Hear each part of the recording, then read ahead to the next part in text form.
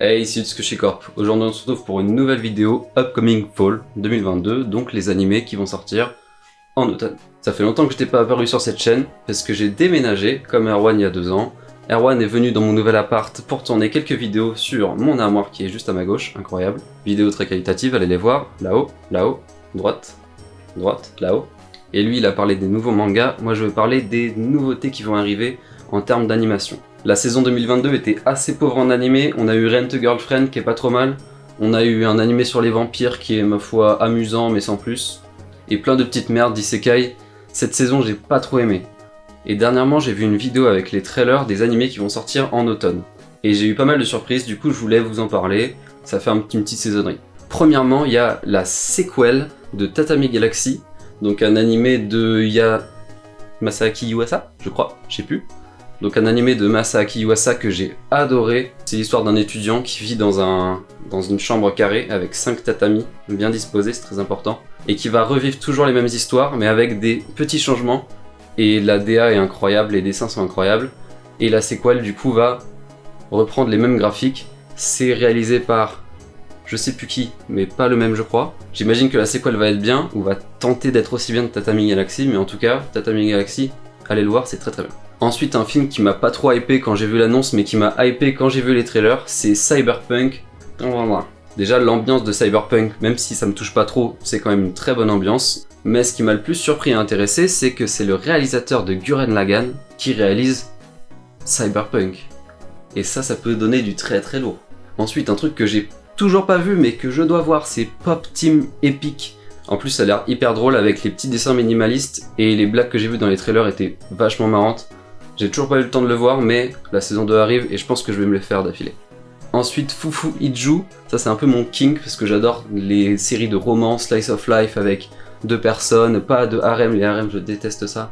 Par contre, il y a 2 personnes, c'est un peu marrant, c'est pas trop lourd, pas trop crémeux, j'adore ça. Et Fufu Iju, ça a l'air d'être l'animé de la saison de romance, je sais qu'il y en a beaucoup comme ça, donc c'est à retenir.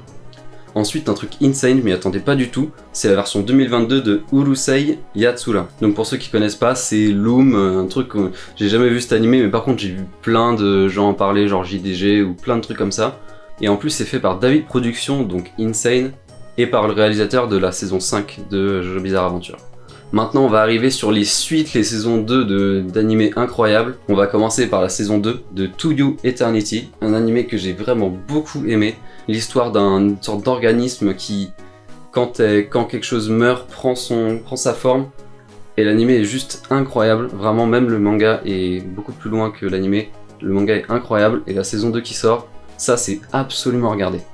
Ensuite la saison 6 de My Hero Academia, un animé je pense le plus populaire dans tout ce que j'ai cité. Après la saison 5 avec la partie un peu méchant, là le thriller il envoie patate, ça va être insane je pense.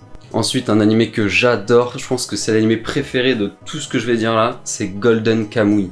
À la fin de la saison 3 j'ai eu des frissons, j'avais envie de m'acheter le manga mais j'ai pas de thune. Et la saison 4 risque d'être exceptionnelle. Golden Kamuy, dans tout ce que je vous ai cité, c'est le truc que je vous incite le plus à aller regarder. Ensuite on arrive à du très lourd, les 3 dernières choses. Tout d'abord l'animé de Blue Lock, petit aparté dans les suites de saison. Blue Lock c'est un manga que j'ai pas trop aimé au final. Ça a l'air bien hein, mais je sais pas. J'ai pas trop kiffé le truc, donc pourquoi pas, peut-être que l'animé va me donner envie de continuer. Mais en attendant j'ai pas trop aimé Blue Lock. Mais quand j'ai regardé le trailer, quand j'ai regardé les animations, la musique, ça m'a émoustillé. C'était hyper beau, on aurait dit du David Productions, donc en vrai j'ai envie de voir la suite. Et enfin l'annonce la plus insane, l'adaptation animée de Chainsaw Man, un manga que j'ai pas lu, parce qu'il y a trop de tomes, j'ai pris trop en retard. Mais je demanderai à Erwan de me les prêter en fait. Ça va être je pense l'adaptation de manga la plus attendue dans la sphère manga anime, japanimation, tout ça. Donc Chainsaw Man, c'est à suivre. Bref, voilà la liste des animés que j'attends et qui m'ont beaucoup hypé pour cette saison d'automne 2022. J'espère que ça vous a plu, n'hésitez pas à commenter pour me dire quel animé est-ce que vous avez aimé ou quel animé vous hype. Et n'hésitez pas à suivre l'Instagram de YouCorp où normalement un post sortira quand cette vidéo sortira. On va essayer de reprendre petit à petit avec Erwan la publication des vidéos, avec la collègue pour parler de manga, Animatech pour parler d'animé et de films d'animation, les yokai qui vont revenir avec une créature que j'affectionne beaucoup, et quelques petits trucs si jamais on a des envies, tutti quanti. C'était Utsushi Corp, à la revoyure.